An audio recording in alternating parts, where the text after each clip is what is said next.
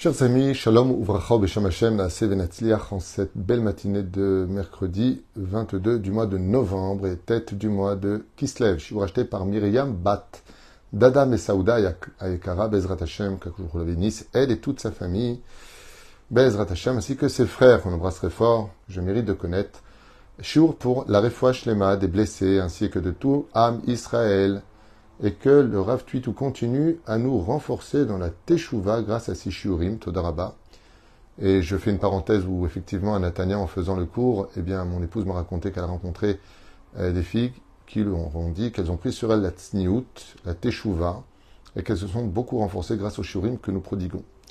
Et filles comme garçons d'ailleurs, Baruch Hashem, donc Todaraba, merci. C'est important de l'entendre aussi, parce que des fois j'ai l'impression plus de vous embêter qu'autre chose.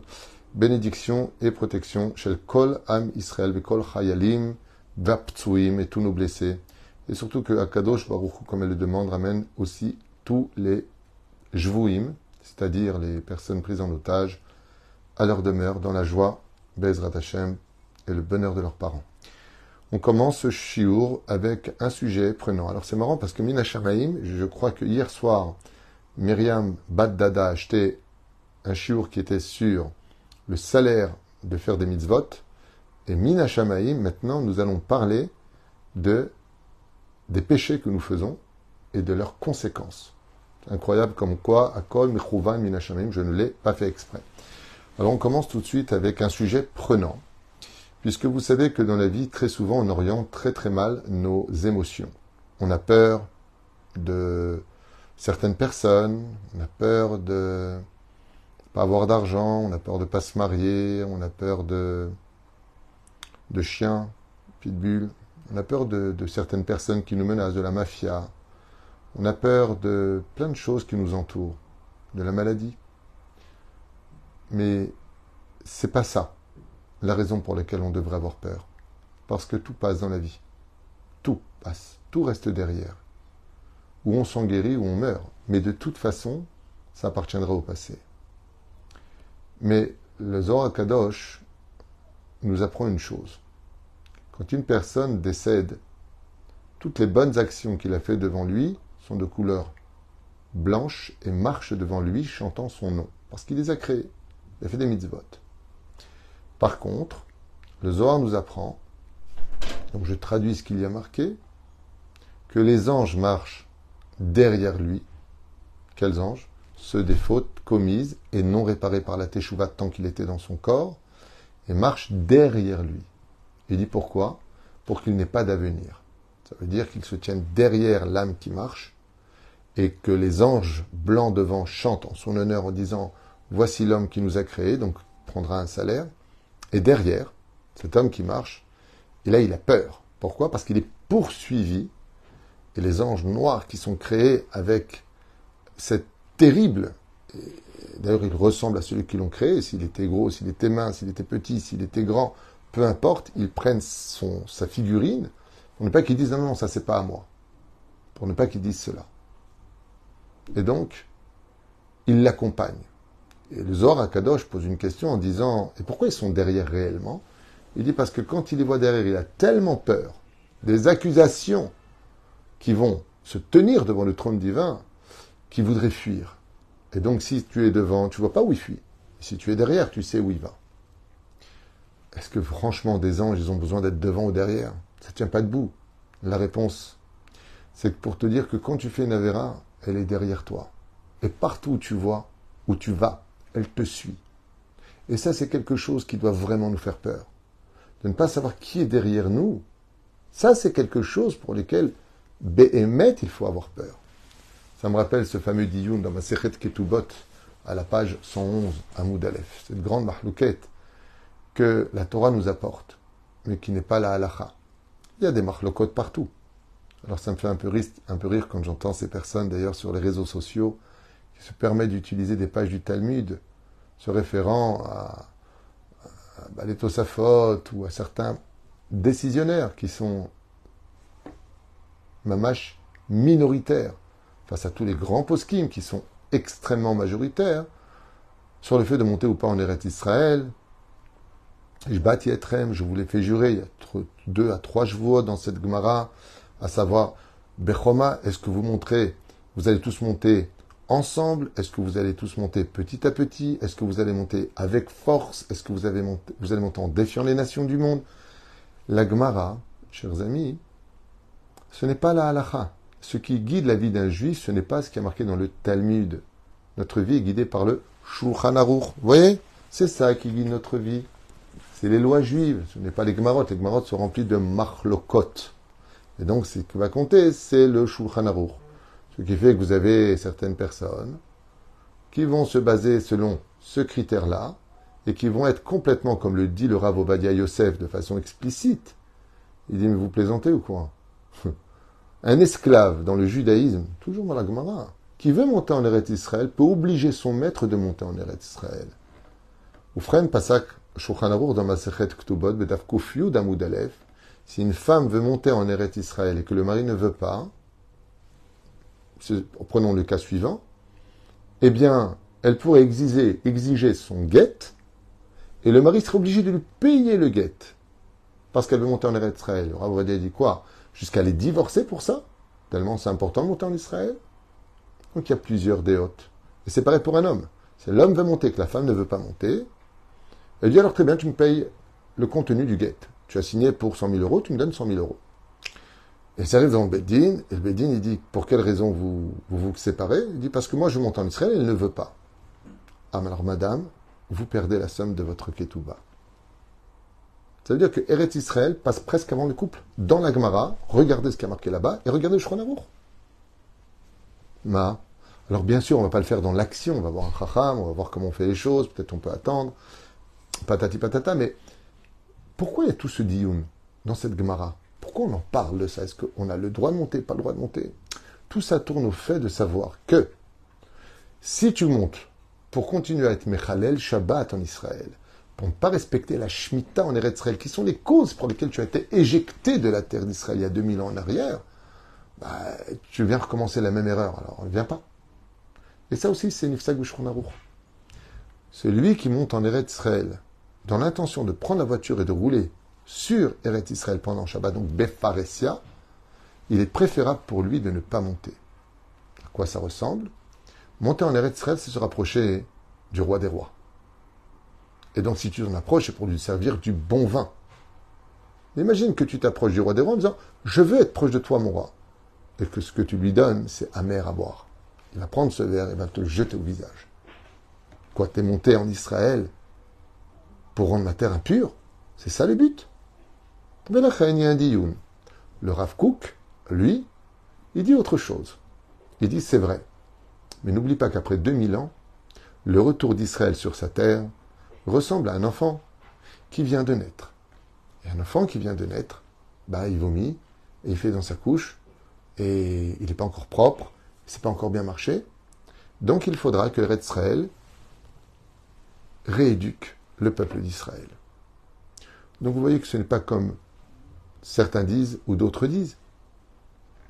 Le rabbi lui-même le dit dans une vidéo, celui qui peut monter en Eretz Israël, qui ne le fait pas, aura des comptes à rendre. Il y en a qui disent que c'est une mitzvah tassé deoraita, comme le Ramban. Et il y en a qui disent que c'est une mitzvah des Rabbanan. C'est une mitzvah des Rabbanan. En d'autres termes, et pour conclure, car ce n'est pas du tout le sujet que je voulais développer avec vous, mais tout comme quand on reste en dehors de la terre d'Eretz Israël, on ressemble à celui qui n'a pas de Dieu, et c'est comme si on faisait de l'idolâtrie. Donc c'est pas bien de rester en galoute, comme le Rav Ben Sion Abba Shaul. Le Rav Ben Sion Abba Shaul qui était posek halacha or Tzion. Il faisait extrêmement attention de ne même pas passer à côté des frontières de peur de sortir d'Eretz Israël. Parce qu'une fois qu'on est monté, on ne ressort pas d'Eretz Israël. Même, on ne ressort pas d'Eretz Israël. Même pour des vacances. Surtout pas. Olim velo yordim. Sauf si on est un problème de Parnassa, à chercher une kala, à l'étudier la Torah, mais avec une date de retour. C'est-à-dire, si tu pars et que tu as vécu en Israël, tu dois avoir une date de retour en Israël. Mais sachez que c'est mieux dans la vie. Parce que quand tu as une date de retour, alors tu sais combien de temps tu es là. Tu sais combien de temps il te reste à te battre et tu as un but dans la vie. Mais quand tu es en galoute sans date de retour, alors chaque jour est une éternité parce qu'en fin de compte, tu ne sais plus où tu habites. Mais la reine, regardez ce que nous dit la Torah. Si tu viens en Israël pour salir le pays, alors pourquoi tu es venu? C'est pour ça qu'il est impératif de s'en référer à un grand Talmid Racham, un grand décisionnaire, un Talmid Racham Amash Baki Batorah, pour savoir comment faire les choses. En tout cas, comme l'avait dit le Rav Ovadia Yosef, aujourd'hui en Israël, on peut très bien vivre son judaïsme, on peut très bien prélever les masrot, les trumot, la PA. On peut tout faire en Israël. Pas de Beth Amikdash, on peut tout faire, et la preuve en est. Un peuple vit sur sa terre, avec une économie, avec des yeshivot, avec un gouvernement. C'est vrai que c'est pas celui du Mashiach. C'est vrai que c'est pas celui du Mashiach. Mais c'est le nôtre. Et on a des subventions pour nos yeshivot. Am Israël Chai Vekayam. Et tous les habitants d'Eretz Israël sont un message que tout est possible pour tous les juifs qui le voudront vraiment. Je finirai juste avec cette parenthèse. Si c'est si important de vivre en Israël, alors les poskim posent une question très minutieuse. Pourquoi c'est pas indiqué clairement mitzvah pour tout juif de monter en Eretz Israël? Oui, il y a des poskim qui le disent, sachez-le. Mais c'est pas le but. Juste qu'on comprenne. Vous savez pourquoi? Parce que c'est un mérite de vivre ici. Et celui qui doit monter en Eretz Israël, qui veut monter, il doit avoir le mérite, que ça vienne de son cœur. Il faut que ce soit toi qui viennes. Pourquoi? Parce que la terre d'Eretz Israël s'acquiert par la souffrance. La terre d'Eretz Israël s'acquiert par l'humilité. La terre d'Eretz Israël s'acquiert par le fait de vouloir y rester, de se battre pour y rester, de retrouver son identité en tant que nation. Les Pérouch Adava pour lequel c'est bien monter en Israël, mais craint vraiment de fauter en Eretz Israël. Comme la Torah le dit. J'ai retiré les 7 peuplades qui vivaient à l'époque de Yoshua bin Nun ici, parce qu'ils étaient débauchés. Donc si tu viens en Eretz Israël pour débaucher le pays, ou vivre débauché, à Emet, ne viens pas. Adif Shelo. Donc qui sont les premiers qui devraient vraiment monter en Eretz Israël? Tous les Shomer Shabbat. Avant tout le monde. Tous ceux qui veulent, Bezrat Hashem, s'élever spirituellement. Ufren Katuv Masechet Berachot. Daf Dalet Amud Aleph. Il y a marqué Rabbi Yaakov Bar Edi, il dit Katuv Echad Omer. À propos, il y a marqué pour Yaakov Avinu. Ve'ine anochi imach. Voici que je suis avec toi. Ushmarticha bechol asher telech. Et je te garderai sur tous les chemins où tu iras. Ve'achar kach ne'emar. Et ensuite, qu'est-ce qu'on voit? Vaïra Yaakov. Yaakov a eu peur. C'est le mystère. Si Dieu te promet de te protéger, de te garder, alors pourquoi tu as peur? Quand on a peur, alors qu'on a une promesse de Dieu d'être protégé, c'est qu'on n'a pas d'émouna. On n'a pas de foi. La réponse n'a rien à voir avec ça. C'est vrai que Dieu te protège, et c'est vrai que Dieu va t'accompagner, et tout ce que tu veux. Alors de quoi tu dois avoir peur? Re'av tachazo, et la ma'aroim anukama, de quoi? Et la chacha shema igromachet. De quoi avait peur Yaakov? Yaakov, il avait peur que d'une seule chose toute sa vie, qui est un message pour chaque juif, particulièrement. Et toujours peur de fauter. C'est de ça que tu dois avoir peur. Et peur de la faute. La faute est dramatique pour plusieurs raisons. Je vais en citer 2. La première, c'est que tu as déçu Hachem. Prends-le toujours en compte, que de désobéir ou de décevoir Dieu, c'est quelque chose de grave. Dieu te dit, ne fais pas. Pourtant, peu importe toi ton jugement, ouais, enfin bon, c'est pas grave, tu comprends. Toujours des grandes bouches. Voilà. Puis dès que tu as un coup sur la tête, c'est allô maman bobo, Dieu aide-moi. D'un coup, tu te rappelles. Alors, première chose, c'est, ça te fait pas peur de décevoir Akadosh Baruch Hu? C'est la première chose. La deuxième chose, c'est que combien la faute que tu fais va te donner de plaisir par rapport aux conséquences de la réparer. Pour vous donner un exemple que je prends souvent en tant que Tunisien, et je sais de quoi je parle, la bouffe. Prenons le domaine d'un bon flan. Tu manges une bonne part de flan. Combien de temps? 5, 6 minutes. Tu sais combien d'heures de marche il faut faire pour descendre tout ce que tu viens de manger? Ça ressemble à ça, un péché. Ça se fait en très peu de temps et ça se paye en beaucoup de temps. Ça n'en vaut pas la chandelle. Non seulement tu as déçu Hachem, mais maintenant cette tâche que tu as mise sur toi, qui est venue en quelques instants, va prendre beaucoup de temps pour que tu la retires. Ça n'en vaut pas le coup. Alzea tatzarech lefached. À quoi ça ressemble? C'est comme quelqu'un qui va s'emprunter 100 shekels chez quelqu'un de mauvais qui lui prendra 1000% d'intérêt. Pour ce que tu as fait, tu vas payer 1000 fois plus. C'est dommage. Et si tu me dis, mais c'est pas juste, si j'ai fait 5 minutes d'Avera, 5 minutes de Gehinam, et tu dis non, parce que la tâche n'est pas fixée dans le temps. Elle est fixée dans la profondeur de la faute, de tes intentions, de pourquoi tu l'as fait, dans quelle situation tu étais moralement. Comme le pire de tous les péchés, Zera Levatala. Ceux qui, malheureusement, jettent leur semence en vain. Tu as fait ça quoi, en 6-7 minutes? Tu sais combien de jours de jeûne il faut pour pouvoir réparer ça? 84 jeûnes. Pas de somot, selon le Harizal. 84 jours de jeûne pour 5 minutes? Pour dire, réfléchis. 84 jours. Attends, mais si j'ai fait ça en 5 minutes, alors 5 minutes de punition, de réparation. Et tu dis non, je t'explique. Tu vois, quand tu roules et que tu coules une bielle, les pistons, ils ont fondu, il n'y avait plus d'huile.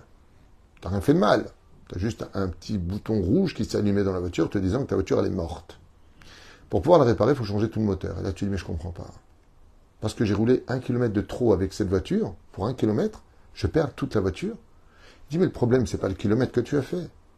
Le problème, c'est que l'incident que tu as créé, il a engendré la mort du moteur. Donc, il va falloir changer tout le moteur.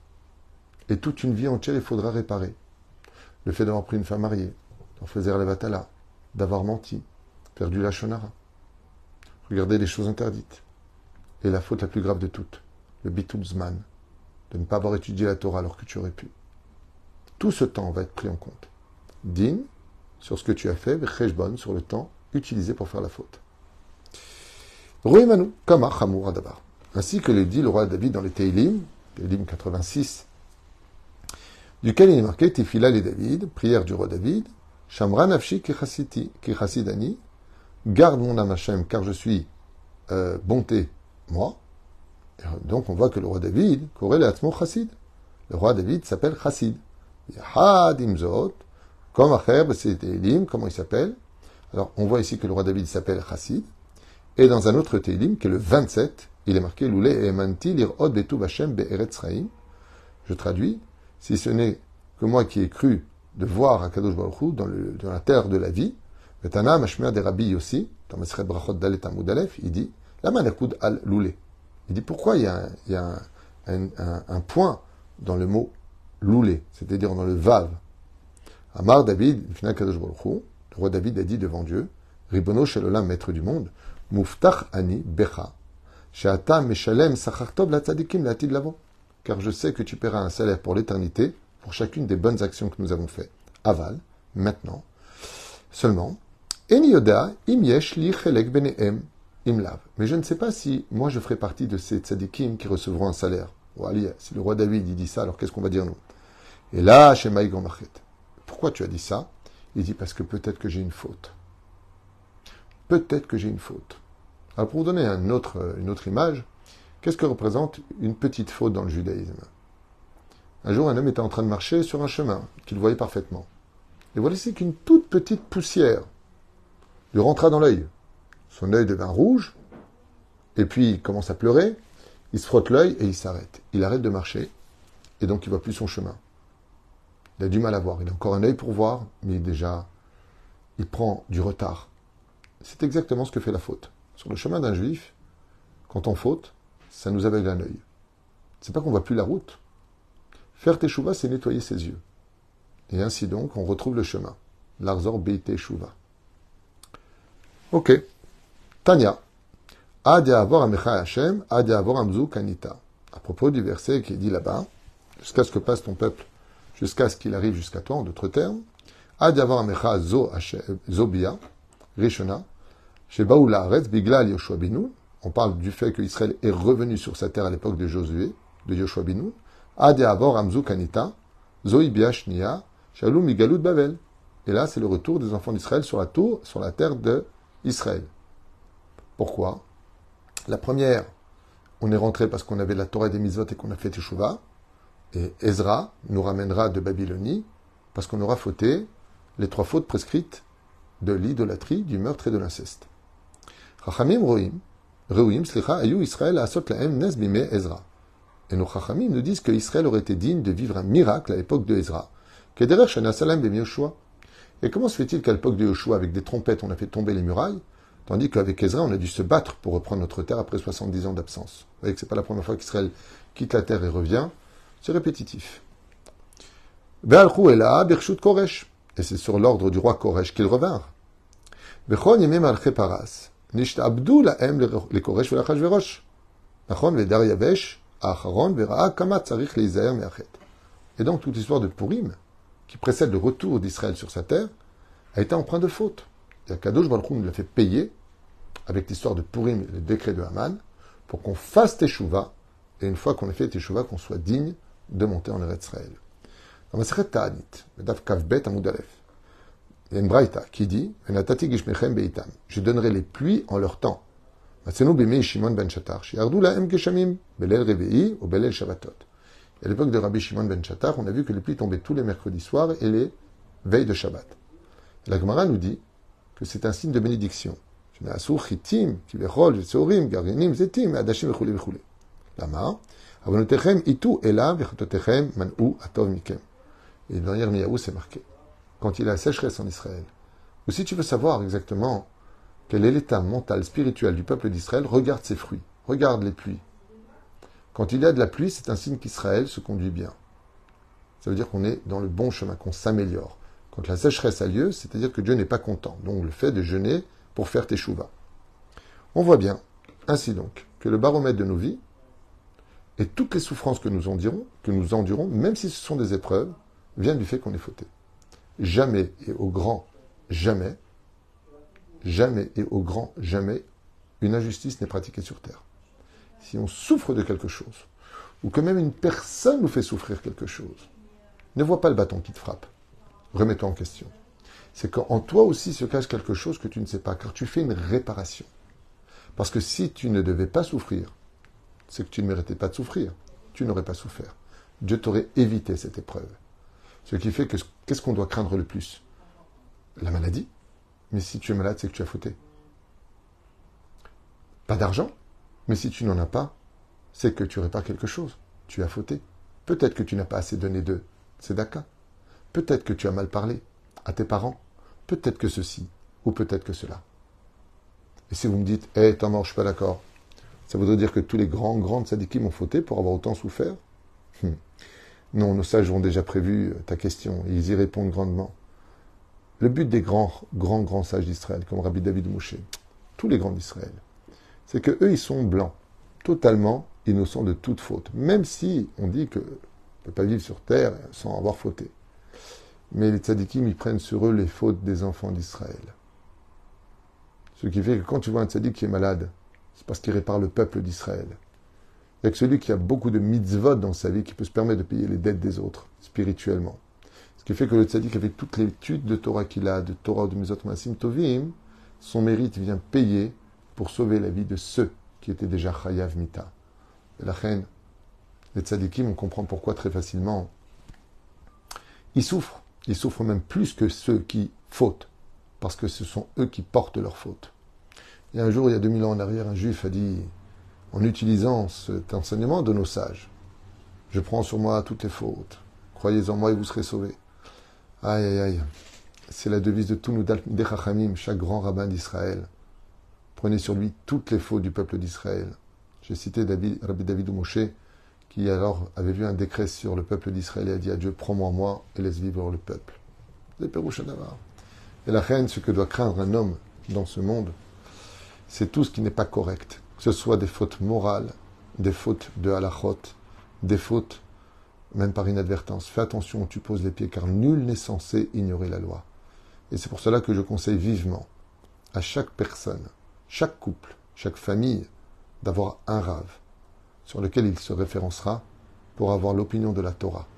Non pas parce qu'ils ne sont pas assez intelligents, ou parce que le rave, c'est le gourou, comme les gens aiment bien le dire. Non. Pour tout simplement savoir si dans leurs décisions, ils ne font pas une erreur morale ou des lois juives. C'est ça le fait de demander un rave. J'entends des fois des gens qui disent « Ah, tu as demandé un rave, où est-ce que tu dois manger, est-ce que tu dois faire ceci ou cela ?» Mais non, mais non, mais non. Vous savez que le Rav lui-même, il a un Rav. Et que le Rav, du Rav, il a aussi un Rav.